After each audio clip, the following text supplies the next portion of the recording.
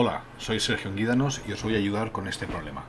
Tenemos una masa de aire a 1000 hectopascales y a 30 grados centígrados con una humedad relativa del 47,1%. Hemos de determinar varios índices de humedad: la densidad del aire húmedo, su humedad específica, su razón de mezcla y el punto de rocío. Y nos dan como datos la gráfica del vapor del agua en función de la temperatura y la tabla en la que están tabulados algunas presiones de saturación del agua líquida en función de la temperatura centígrada. ¿De acuerdo? Estos datos son los que se ajustan a esta gráfica. Bien, una de las primeras cosas que nos interesa conocer es a 30 grados centígrados, que es la temperatura de trabajo, pues cuánto vale la presión de saturación. Lo podemos hacer de dos formas. Simplemente mirando en la gráfica vemos que para 30 grados centígrados la presión de vapor de saturación del agua líquida es de 0,04246 bar, o lo que es lo mismo, 42,46 hectopascales.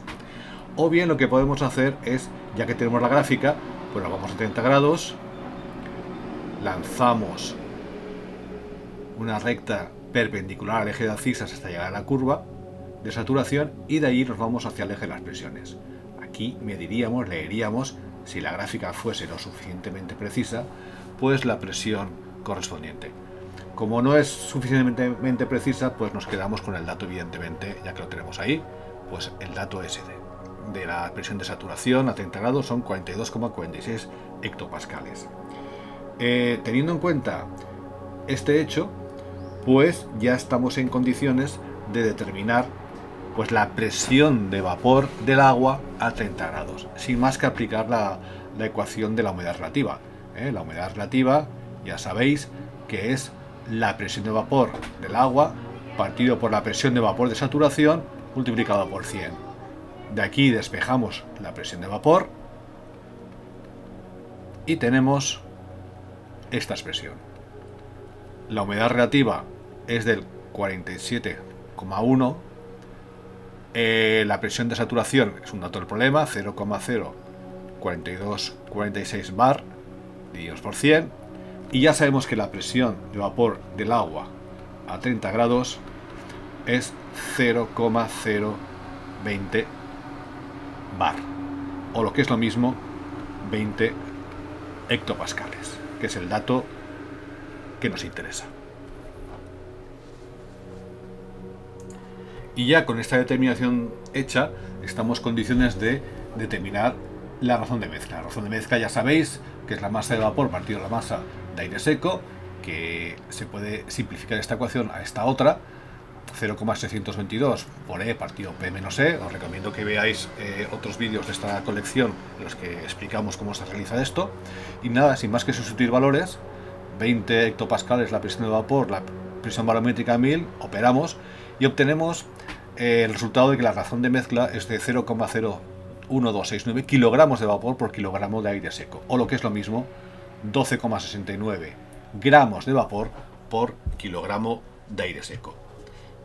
También podemos determinar la humedad específica, Q, en función del parámetro R, la razón de mezcla que acabamos de calcular.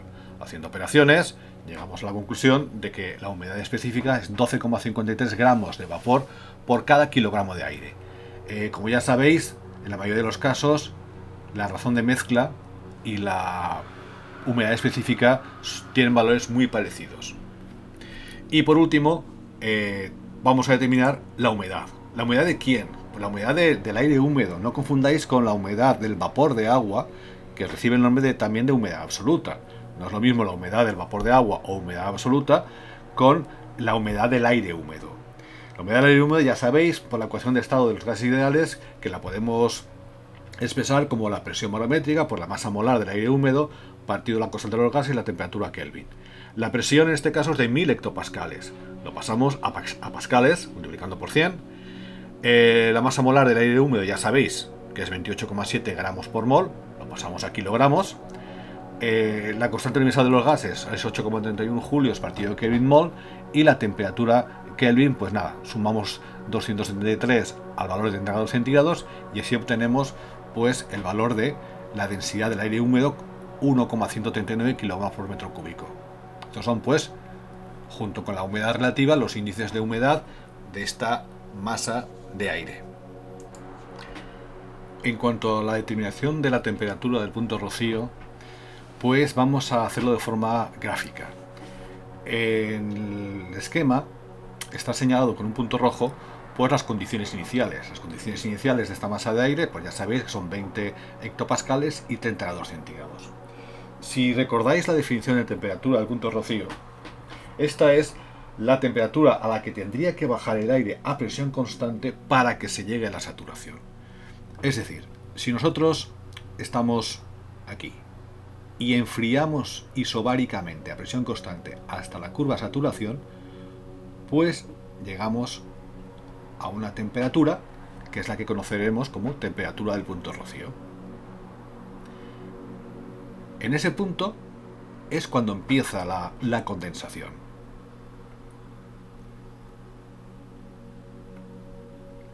En la gráfica podemos comprobar que esa temperatura pues está entre 18 y 16 grados centígrados. La gráfica no es lo suficientemente precisa como para que podamos determinar exactamente cuál es el valor de la temperatura del punto rocío. Sin embargo, como disponemos de la tabla de valores, podemos utilizarla para obtener exactamente cuánto vale esa temperatura. Como tenemos una tabla de valores, podemos hacer una interpolación lineal.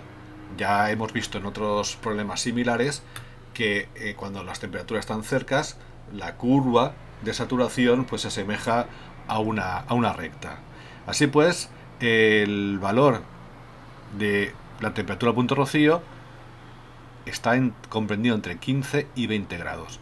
Si aplicamos la relación de interpolación lineal y sustituimos los valores correspondientes, aquí hemos tenido la precaución de poner las presiones en hectopascales en vez de en bar, aunque daría absolutamente igual, y llegamos a la conclusión de que la temperatura del punto rocío es de 17,33 grados centígrados, que efectivamente está en el intervalo que gráficamente antes habíamos determinado.